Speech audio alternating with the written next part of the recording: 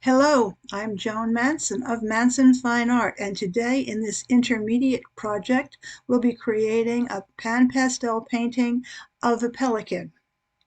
Does sound like a tongue twister, doesn't it? This is the reference photo I took at Bel Air Beach in Florida several years ago. One should never throw away one's old photos. This is the end result. This is what we'll be creating today. We'll be using predominantly pan pastels and a charcoal pencil and a white charcoal pencil. These are the pan pastel colors used for the pelican and for the background. A list of all of those colors is below. And here are other tools. A list of all of these is below as well. I use cosmetic brushes and Sennelier pastel brushes and Sofft Applicator tools. And we use pastel matte paper, but you are welcome to use any pastel paper you'd like. This is a 7 by 9.5 inch project, and I used a slate gray. And again, this is our end result.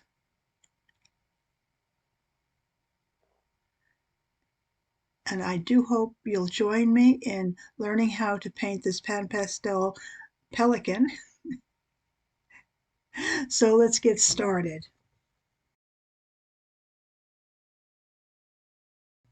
We'll be using 1-inch artist tape, an embossing tool, an oval sponge applicator, and white pan pastel. Now you may use any kind of applicator you prefer for this. I found it quickest to use the oval applicator. I'm using a gray pastel matte paper, and I'm going to tape it in place using artist tape. Normally I would use washi tape first and then put the other tape over it to hold it down in place. But because this is a sturdy paper, I feel pretty secure and using the tape right on the paper. I'm leaving about a 1/2 inch border.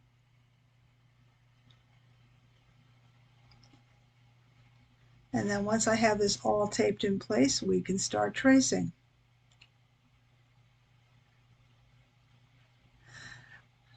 I'm picking up the white pastel with the oval applicator and pressing it against the copy paper. Now I can certainly trace this first and then work with a line drawing, but this is saving me a step and it's saving me paper. Putting it in the proper place. If you like, you can tape this in place as well. I'm pretty secure in the situation right now, so I'm not bothering to do that. I know that the lines are pretty straightforward and simple, and I don't have to worry about going back over a lot of details. But it's very easy to just tape down the top part of the paper so that you can fold it back, and if you need to, lay it down again in place and redraw the lines.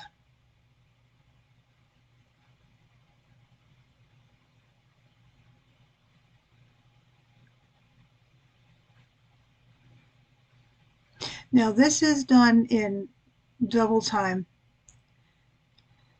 because it's pretty straightforward, and I know that you'll be able to do this without me showing you each second.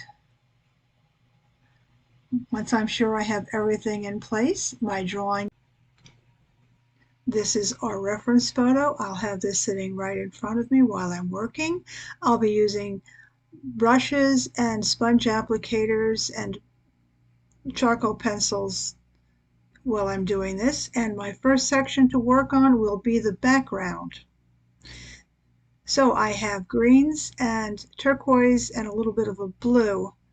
I put out the blue because I thought I might want it, and I did try it, but it didn't work out. So a little bit of the green on the turquoise background worked out beautifully. Right now I'm applying the aqua or turquoise shade. I'm using the oval sponge applicator. and I'm using the finger applicator. That way I can get into all the tinier spaces.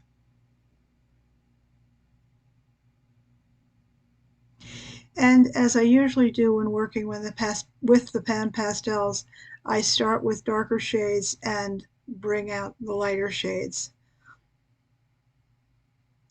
The Pastelmat paper really grabs the pastels very nicely. It's a rich painting to begin with, which is really wonderful. Now, everybody uses a different pressure when they work. I tend to use a very heavy pressure, but a heavier pressure than a lot of people, which is why I'm a little tough on those handheld sponge applicators.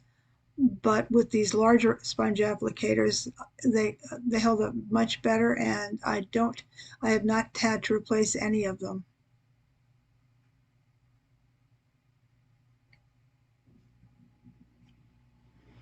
I'm just pulling it from left to right. In the end, I'm going to want to emulate the flow of the waves.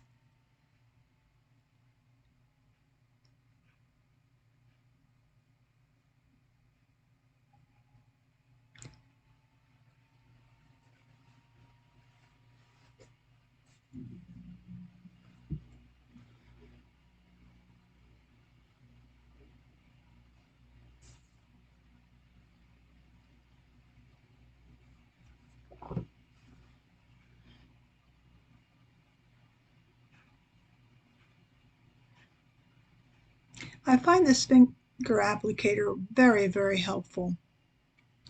It gets into tight, sharp corners. It spreads across very nicely. It holds enough of the pastel to give some good coverage to the paper.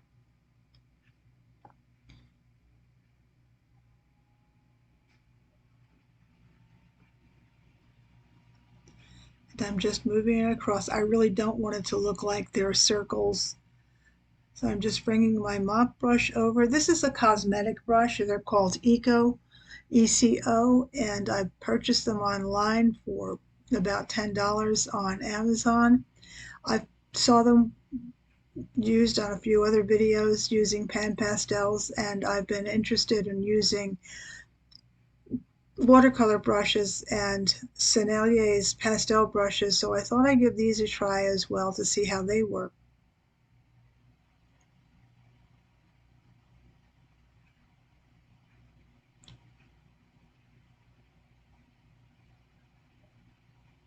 What I like about using the brushes is that they add a slightly different attitude to the pastel as it's laid on the paper. And the other thing that I like about them is that they last. While the sponge applicators need to be replaced, all you have to do to keep our brushes clean is to wipe them off on a paper towel, and then after we're all done, just wash them in some water and soap, and they're good to go. I'm using the tint of the turquoise here.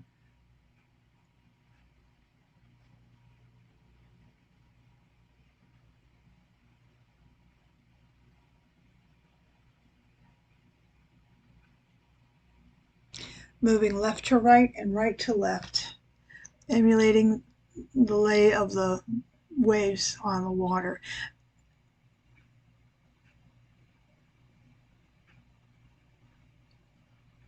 And I am going over the edges of the Pelican as I work. I don't really want the Pelican to look like a cutout.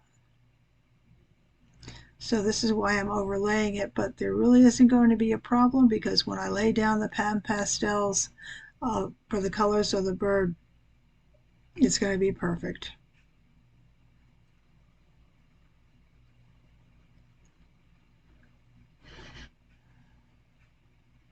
Now it is my intent to keep this an impressionistic style, so I won't be using colored pencils or pastel pencils with this. In the end, I'll just be using a charcoal pencil, a black one and a white one, for fine detailing.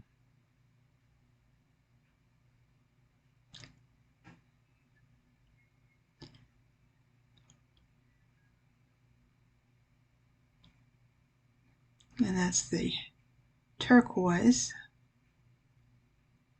It is a beautiful, rich shade.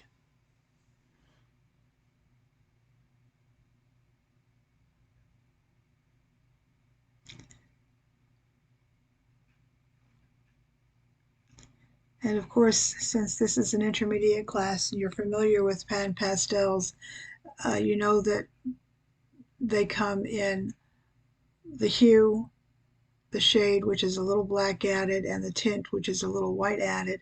And they also have in some of their colors an extra dark where they've added a little bit more black. And now I'm going to highlight some areas with some green.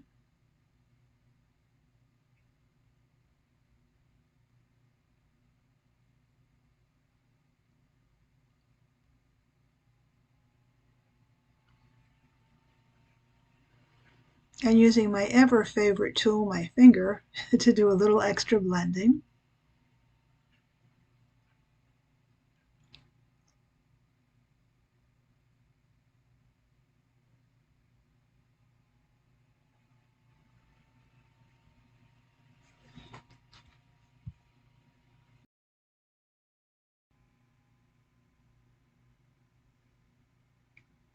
This portion is completed, so let's move on to the next part.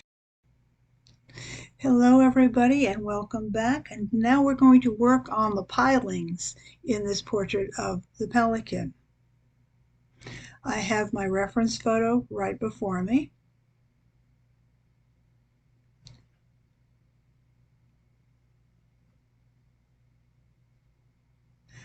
The water has been completed. It's the Gulf of Mexico actually. This pelican was shot resting on pilings at a dock on the coast, on the Tampa side of the state of Florida, Bel Air Beach. I'm adding in the aqua tint instead of using a brown or an ochre or a yellow to fill in the pilings first.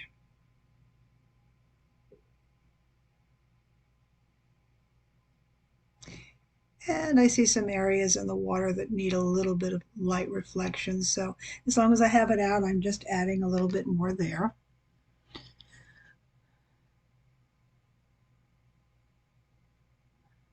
I'm going to bring out one of my Sennelier brushes. They have a flat edge, and this is a number 2.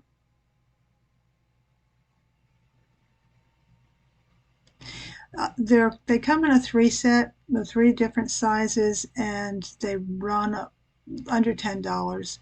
They can be gotten through Dick Blick, probably Jerry's Artarama, and Amazon.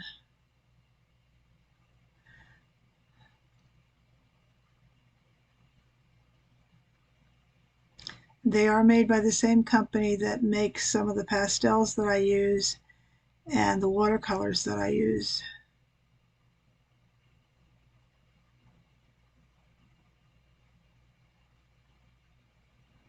Now I'm going to bring in some of the sienna.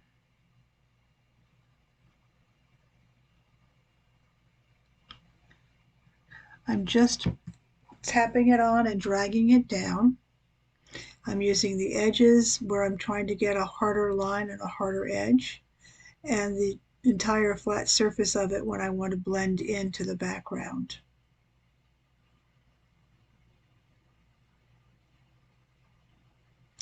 Building up a little bit of that shadow under the pelican.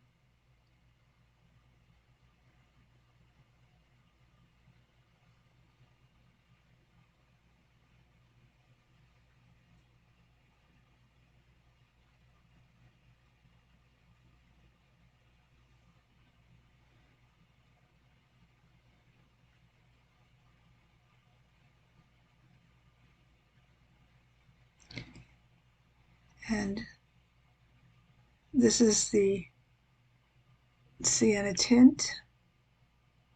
I'm using a slightly smaller brush. It's a number 2 of the Sennelier. It's the same shape, but it's tinier and I just want to get in some smaller details. I want to have a lot of reflection in the piling of the greens from the water and the reds from the bird, as well as its own innate colors. And of course, it's covered with a little bit of algae from having sat on the side of the ocean or the Gulf of Mexico for so long.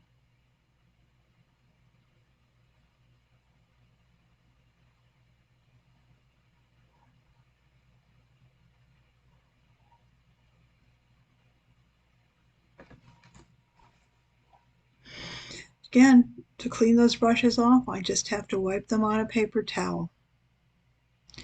Now I'm going to bring in Payne's Gray to create a darker edge, a harder edge between the pilings, and to increase some of the shadows and the cracks in the wood. I had thought for a moment to use the black, but that would be a little too harsh. I don't need it to be that strong.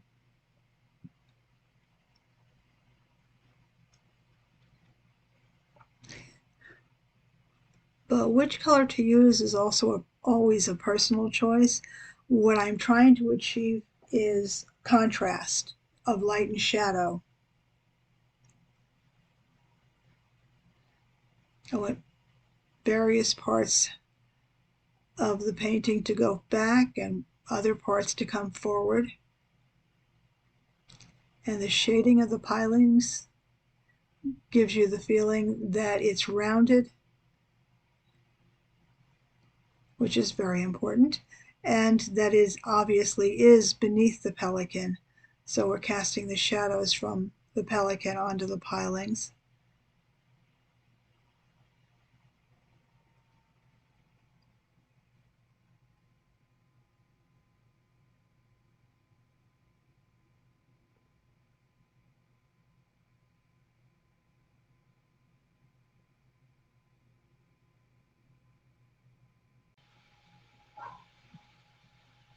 Now I'm going to use the white pastel and one of the Echo cosmetic brushes. There's a couple of the brushes have double-sided brushes, and this one has an angled brush about a ½ inch long, and I'll be using that to edge in some highlights on the pilings. And I just tap it in. I'm not being very heavy about it. It picks up the powder or the pastel very quickly.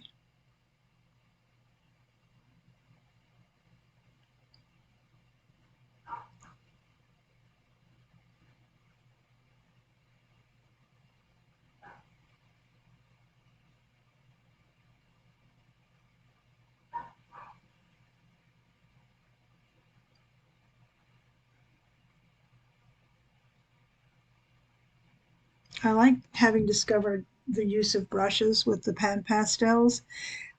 I enjoy using both sponge applicators and the pastels. I find I can build a richer image and work in a more painterly fashion.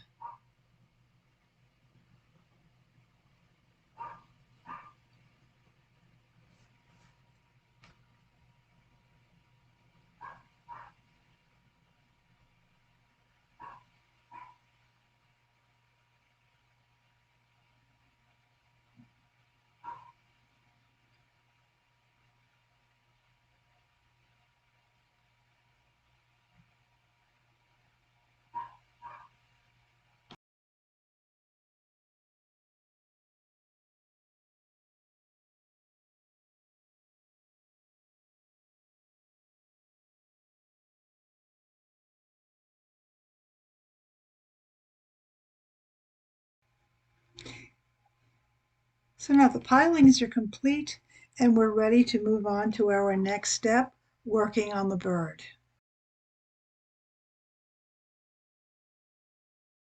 And we're back and ready to begin blocking in the colors on the Pelican. I have my reference photo before me, taken of a pelican at Bel Air Beach on the Gulf of Mexico in Florida. I've done the water and the pilings, and now I'm beginning to work on the feet and legs of the pelican. I'm using a sponge applicator. This is an oval applicator, and I'm tapping it into the Payne's Gray.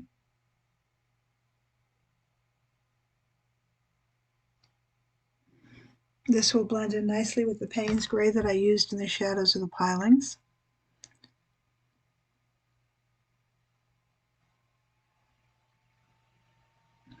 And now I'm going to use the triangular tool, adding just a touch more so I can get some sharper angles, which I can do with this triangular tool, still using the Payne's Gray. And a little bit of the black. I need a hard edge there that I'm not quite getting. I want a sharper shadow where the feet meet the piling.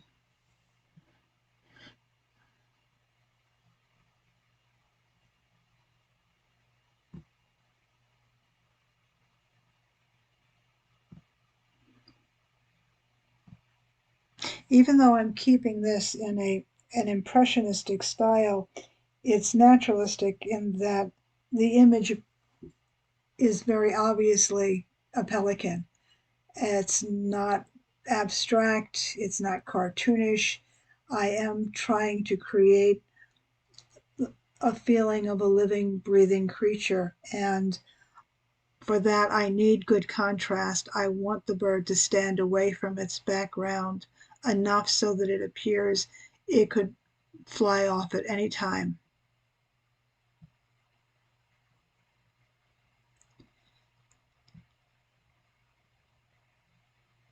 And Impressionism isn't just making the image seem fluffy or cloudy. It's about trying to imbue some emotion in the work as well, reflecting the light of the environment, reflecting the colors within the subject from its background and the subject into the background. Although that is done in all work, it's more apparent to me in the impressionistic work. And that's because of the style that they used.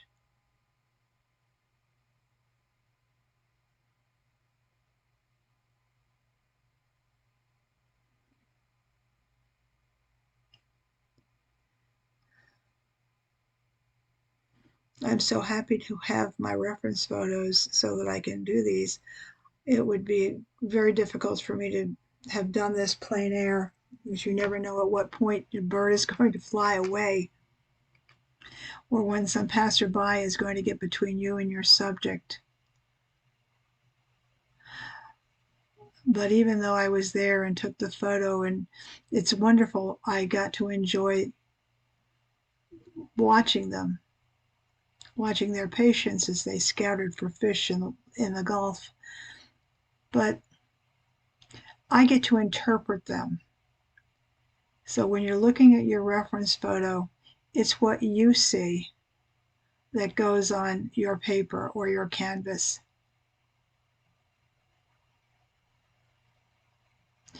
And I'm using that small Sanaria brush with the white pastel to tap in and brush down the white feathers of the head and the neck.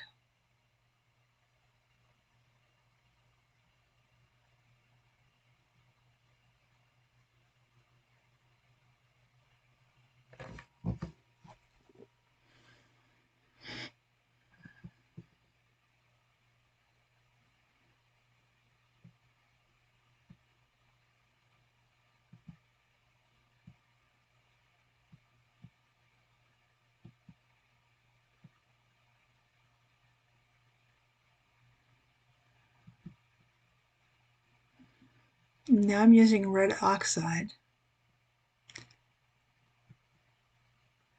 the shade and the hue, to put in the red colored feathers on the back of the head and the neck.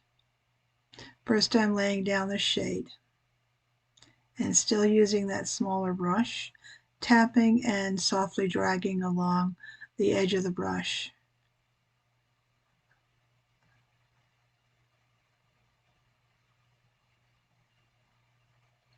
And as you can see, I am overlapping the water, so I'm assuring that my pelican is not going to look like a cutout, but like an animal standing in front of a body of water.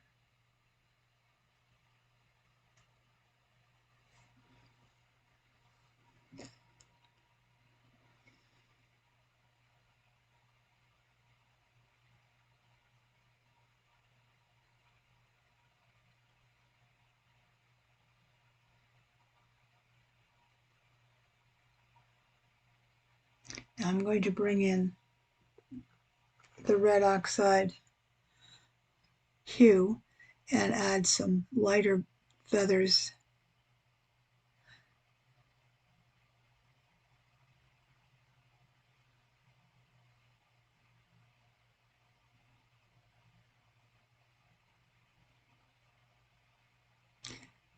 Adding a few light feathers to the top, dragging them across the red and making it reflected light of that red oxide, and then bringing them down here as well.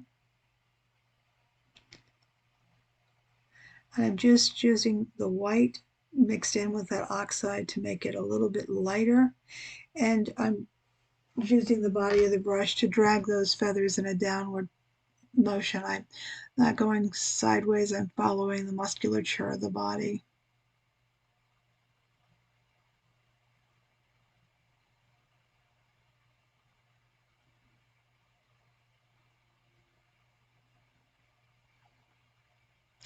That's a little of the tint from the red oxide.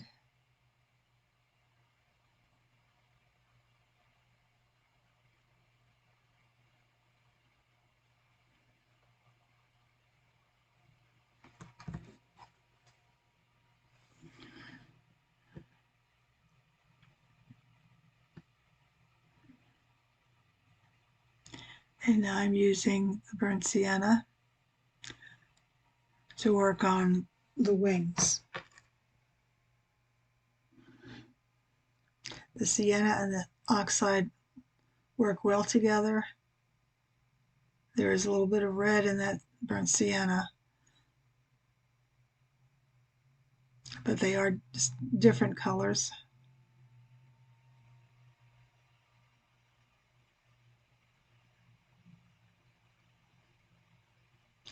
And I'm just using the flat body of the brush to lay down and drag up the pastel on those wings.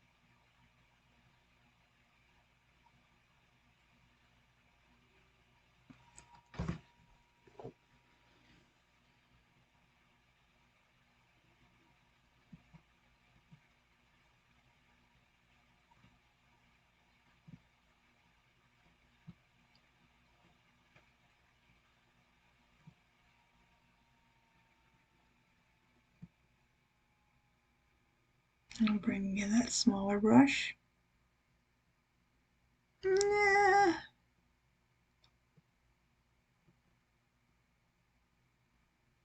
Changed my mind,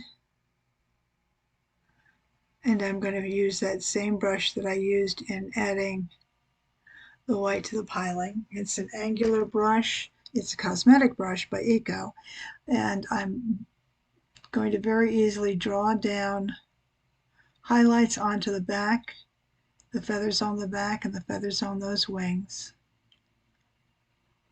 I'm using the sienna tint and the white. And I'm also using it to add a little indication of feathers on the chest.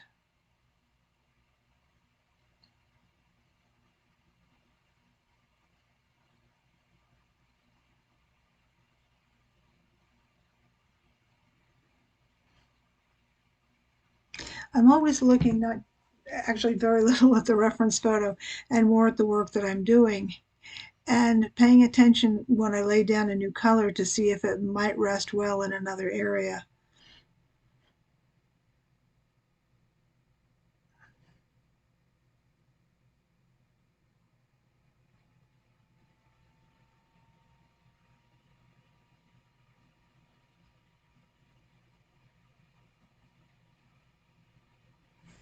Please note that I'm always going in the direction of the feathers, whether I'm going bottom to top or top to bottom.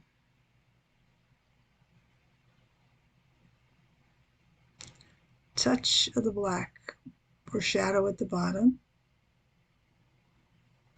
I'm really just tapping it in at this point. These are the bottoms of the feathers, where the feathers rest upon the body, and dragging it down to cause a greater shadow.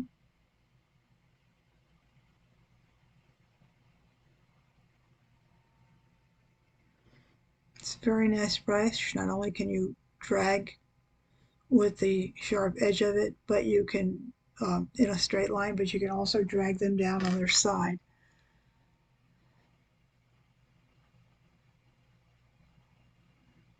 I want to bring in more shadow on the chest of the bird. And having that shadow there will make the rest of the bird that much brighter.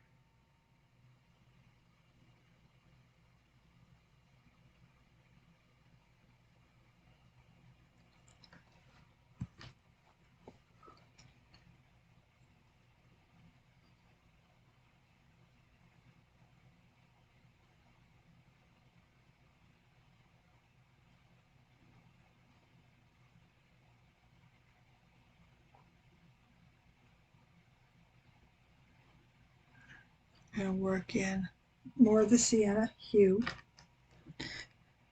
Overlay that over the black in the shadow. That'll give it more color. It'll still stay dark, but it'll be more vibrant.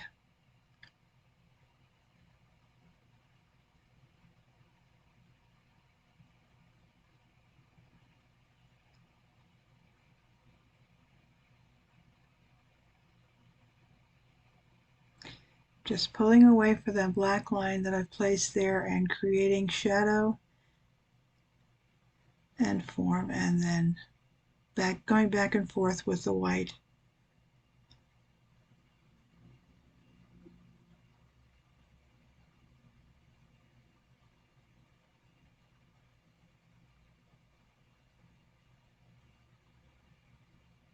There you go. That's a little bit of the sienna hue there, or with shade rather.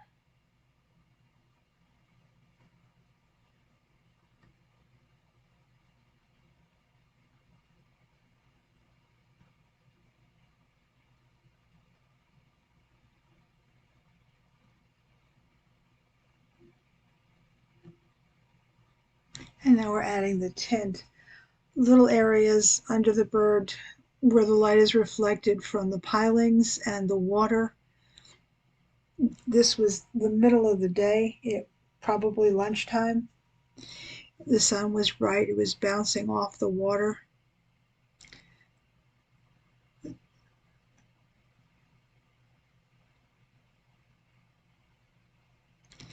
And this is my happy triangular brush that I love using on leaves and flowers and it works nicely on feathers. I just tap it down and drag it in a curve to create the illusion of feathers. I am using the sienna tint and the hue back and forth, and then a touch of the black. I'm picking up where I left off with the triangular sponge. I'm going back and forth picking up the black and the sienna shade and the tint and sometimes the white, blending them in the pastel containers.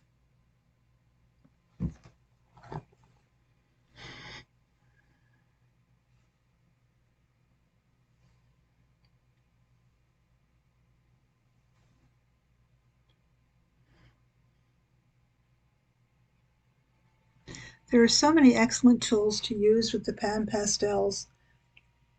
The sponge applicators, of course, the brushes. And in terms of using sponge applicators, you can also go to the pharmacy and look at the cosmetics department and see what kind of sponge applicators they have. They can be gotten for less money still than you can get the art supplies. And you just experiment with them and see what works well for you, and find new ways to use them.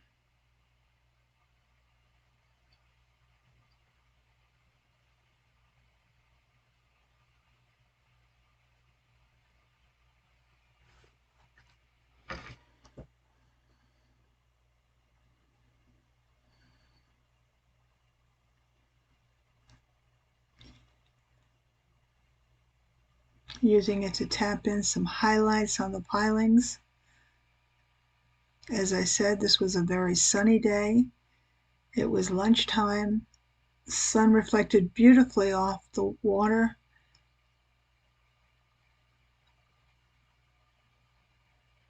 The sky was a beautiful blue, and that too was reflected within the water.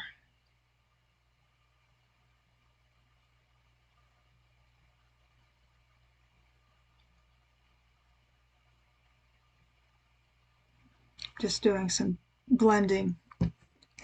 As I continue to work, I see areas that may need a little bit more blending, and I touch up as I go wherever I see it so I don't forget it later on. We can see how we're coming along in appearance of the birds, and this is the smaller version that I have.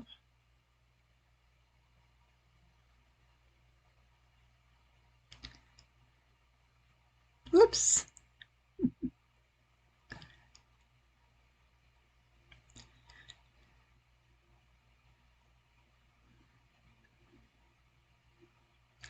Now I'm going to bring in some of the light green onto the beak.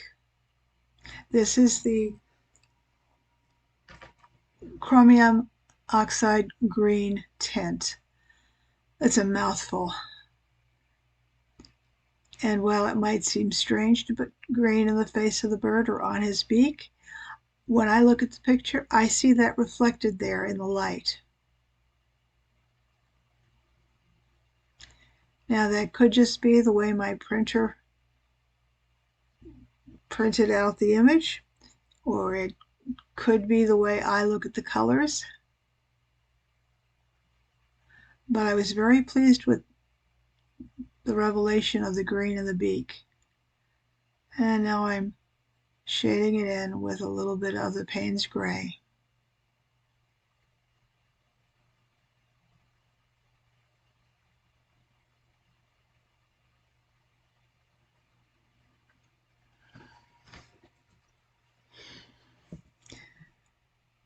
And you can see as I'm working that the beak doesn't look green, but it has a nice reflection in contrast to the ocean behind it.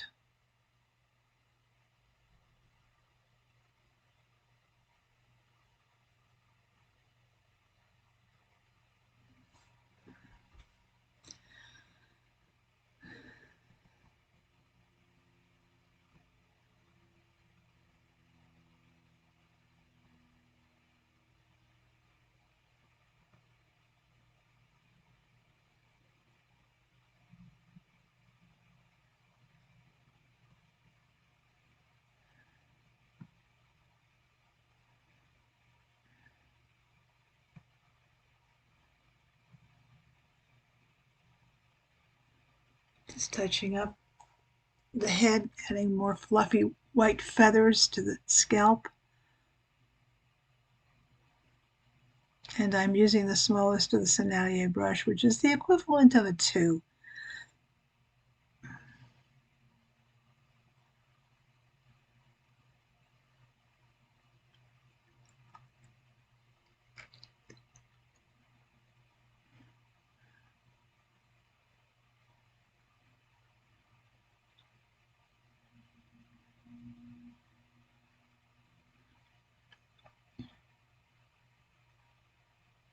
And I'm using the very edge of that brush to add highlights to the head and into the beak. Now I'm going to take a bit of a break. I'm going to use the Sennelier fixative for pastels to spray my drawing, and then I'll come back to add more details. This will take about 20 minutes.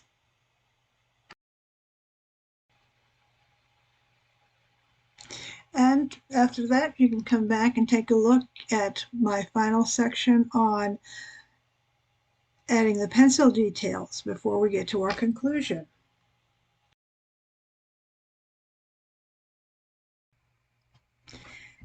And we are back for the next to last section. I have my reference photo before me, and I'm going to be using my black and white charcoal pencils to put in some additional fine-tuning and detailing.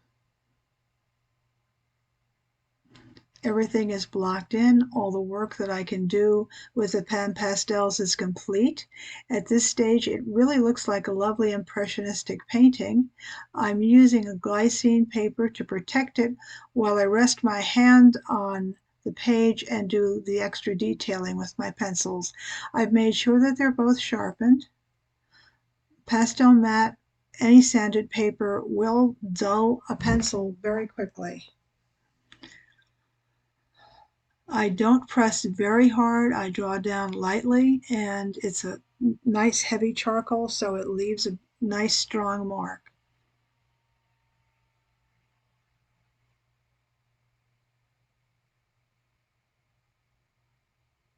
It works very well over the fixed pastels. I used the Sennelier. I waited 20 minutes, and that fixative dried, and I was ready to come back to do my fine detailing. I'm doing a little bit of blending with a blending baton.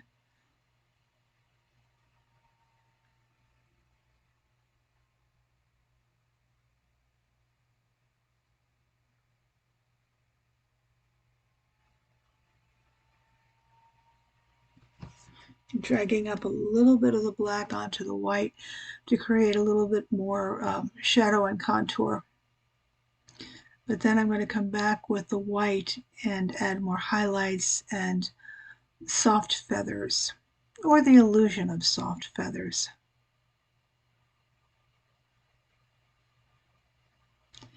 As I have said before, and will no doubt say again, no matter how well groomed the bird appears to be, if you have a few feathers that are off center a bit, coming off or blending into other feathers, it makes the bird look that much more real.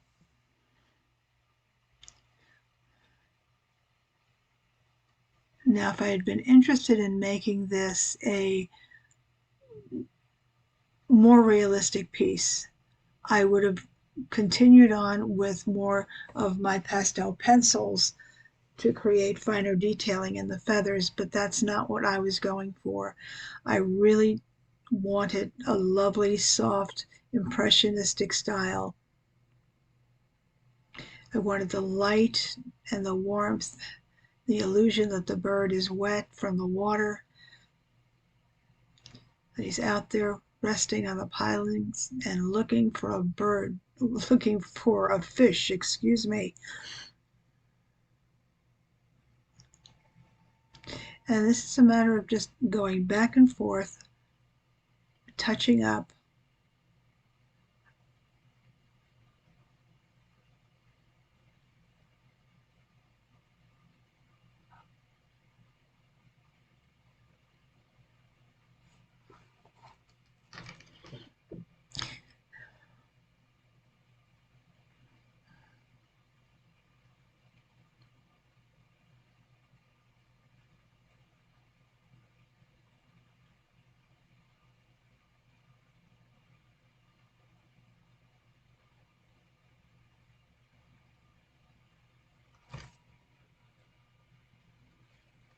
There I am adding my errant feathers.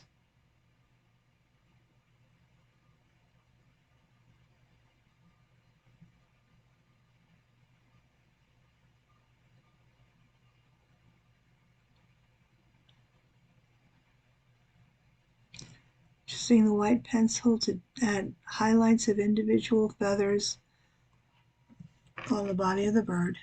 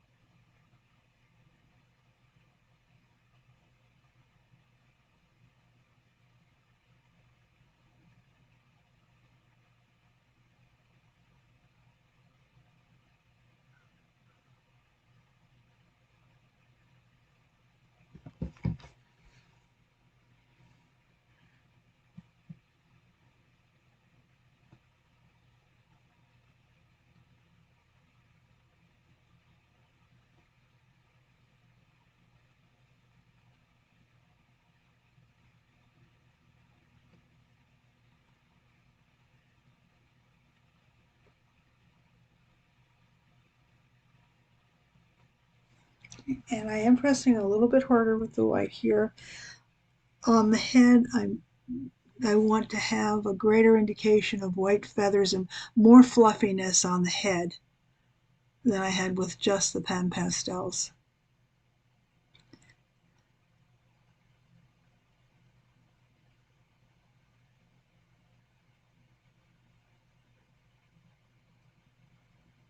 And a little highlighting on the beak.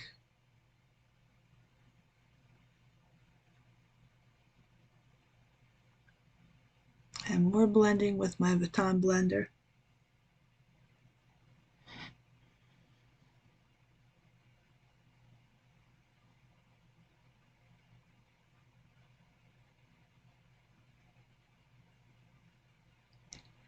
Breaking into the line there, bringing up some black lines to create the illusions of feathers breaking apart, separating from each other.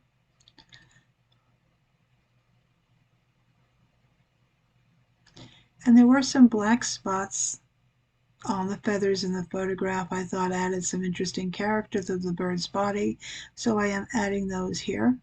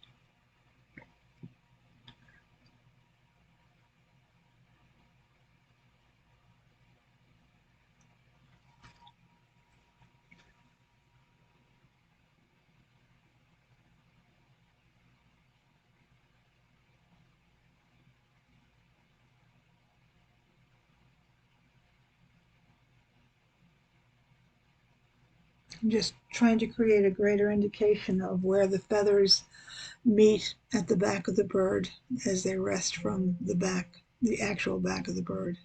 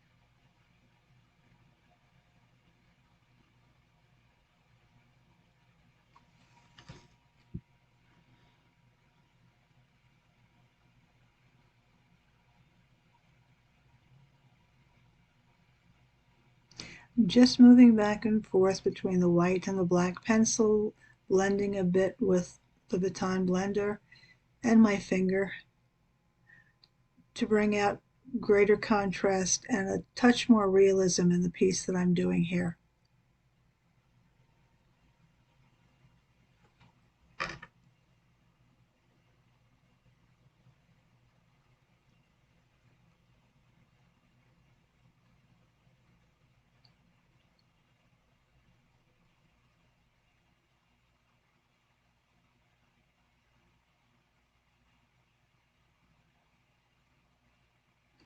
And a little bit more contrast being brought in on the pilings using the black pencil.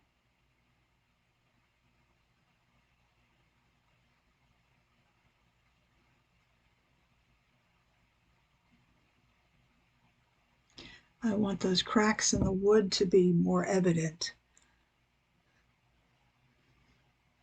and the shadows to be a bit deeper.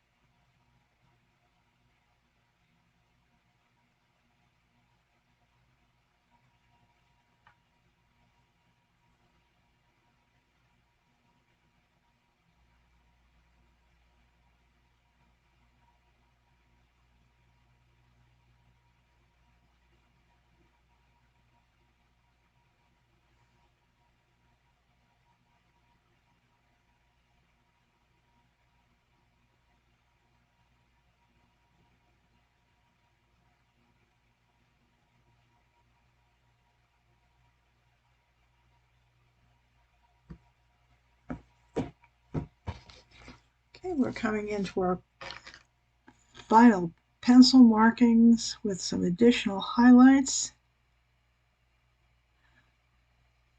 And we're about to call this image completed. This pastel painting is completed, and I thank you for joining me. We have one more section coming up on removing the tape. I hope you'll join me for that. I think there's a pretty good comparison here. Thank you.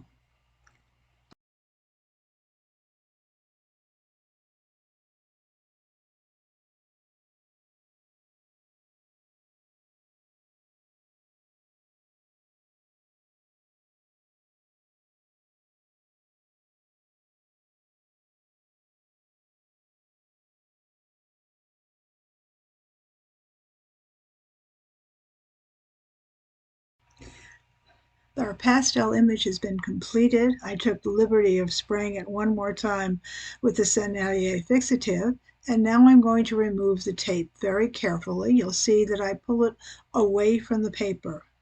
As I said earlier, if this were not so sturdy a paper, I would have laid down washi tape first and then affixed it to the board with the hard tape. But you can see no dabbing is being done to my pastel mat, and I'm leaving a clean edge.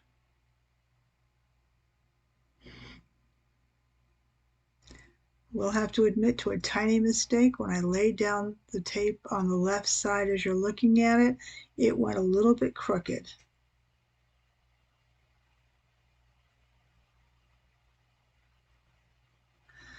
But our bird is now complete and free and ready to fly. I hope you've enjoyed this project, and I do hope you'll share your project with me. Thank you very much for joining me. It's been a pleasure.